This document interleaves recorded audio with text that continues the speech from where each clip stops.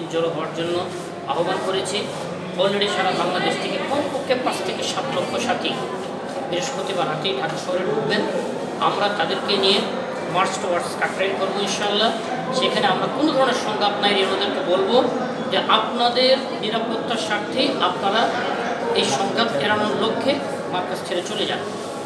যদি ওনাদের পক্ষ থেকে কোনো ধরনের কোনো আক্রমণ হামলা, যেটা পরে ডিসেম্বরে হয়েছিল টঙ্গীতে ইট পাটকেল নিক্ষেপ, আমরা সেটা শান্তিপূর্ণ উপায়ে কীভাবে প্রতিহত করতে হয় সেটা আমরা তাৎক্ষণিক সিদ্ধান্ত নেব। এটা কি আসলে শান্তিপূর্ণ হবে তখন দুই পক্ষ যদি মুখোমুখি অবস্থান নেয়? আপনারা যেটা বললেন যে তারা লাঠি সোটা নিয়ে রাখছে, আপনারাও যদি লক্ষ লক্ষ মানুষ কাকরাইলে যান তারাও তো জড়ো করবে, তো সেক্ষেত্রে তো একটা হামলা পাল্টা হামলার একটা সম্ভাবনা থাকে। দেওয়া যায় না, যেটা আপনি বললেন এই আশঙ্কা থেকেই যাচ্ছে। কিন্তু একচেটিয়াভাবে যদি কোনো একটা আগ্রাসী শক্তিকে বারবার আমরা সুযোগ দিতে থাকি তাহলে সেটার পরিণতি যত ভয়ঙ্কর হবে। আমরা যদি সেটাকে অল্পের ভিতরে নির্মূল করতে পারি তাহলে সেইখানে আমাদের ক্ষয়ক্ষতি খুব সামান্যর মধ্যে আমরা আমাদের উদ্দেশ্যে বুঝতে পারবো ইনশাআল্লাহ। তার মানে কি আপনারা যে কোনো মূল্যে কাকরাইল মসজিদে যাবেন ইনশাআল্লাহ? জি। আরেকটা বিষয় সেটা হচ্ছে যে ইস্তেমার বিষয়টা, সাত যে ওনাকে আশা নিয়ে একটা মানে শুরু হয়েছে, মূলত ওইটাই তো সূত্রপাত। তো উনি কি ফাইনালি আসবে এবং আপনারা কি কি পদক্ষেপ নিচ্ছেন এই মুহূর্তে?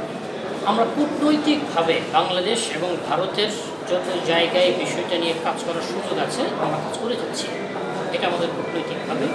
এবং আমরা আশাবাদী, যেহেতু উনি ইন্টারন্যাশনাল ক্রিমিনাল না এবং ওনার নামে আমাদের বাংলাদেশের সুনির্দিষ্ট কোনো মামলা নেই, এমন ব্যক্তিকে সরকার চাইলেই ভিসা আটকে রাখবে বা ভিসা দিবে না, এটা হতে পারে না।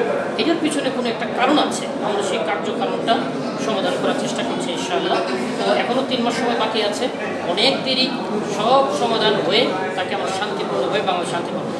আচ্ছা, ঠিক আছে। আমার শেষ প্রশ্ন, 7 ডিসেম্বর যে আপনারা কর্মসূচি দিয়েছেন এটা আপনারা কেমন মানুষ সমাগমের আশা আছে? কারণ 5 তারিখে আমরা দেখেছি যে ওরা বেশ ভালোই লোক সমাগম করতে পেরেছে, তো আপনাদের কি প্রত্যাশা আপনাদের এই কর্মসূচি? প্রথম কথা হচ্ছে এটা পাল্টাপাল্টি নয় বা সেটার জবাবে নয়, এটা কোনো শোডাউন নয়।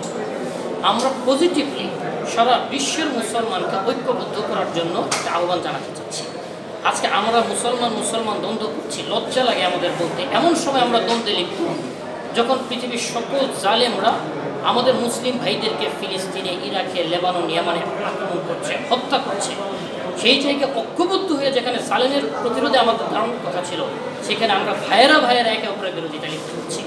আমরা চাচ্ছি নিজেদের দ্বন্দ্ব মেটানোর পাশাপাশি সমগ্র মুসলিম উম্মাকে ঐক্যবদ্ধ করে আমাদের আসল শত্রু, প্রকৃত শত্রুর বিরুদ্ধে যেন আমরা দাঁড়াতে পারি, ঐক্যবদ্ধ হতে পারি, সেই আহ্বান এবং সেটার কর্মপদ্ধতি নির্ধারণের জন্যই আমরা আমাদের 7 তারিখ অর্থাৎ 7 ডিসেম্বরের প্রোগ্রামের আয়োজন করতে যাচ্ছি। থ্যাংক ইউ, জাযাকুমুল্লাহ, ধন্যবাদ ভাই। সেট আপ দরকার নেই।